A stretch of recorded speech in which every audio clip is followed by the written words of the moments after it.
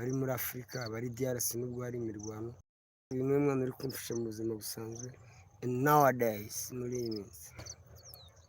Ndasuhuza abafana bawe se bari live urabona ko abankunda n'abanyanga nta mwese, abafana bawe ntago abankunda n'abanyanga mwese, karibuni kuri live, ubundi live, I'm still live, umwaka mushya n'amagambo mashya, pani bya bigambo byo muri 2022, umwaka mushya n'amagambo mashya n'ibintu bishya.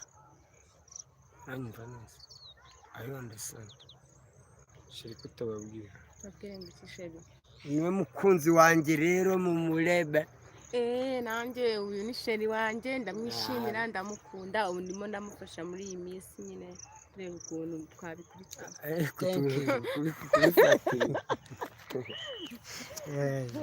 Reka tuyisoreze aha ngaha. Ushaka kubikurikirana uzabisibe we.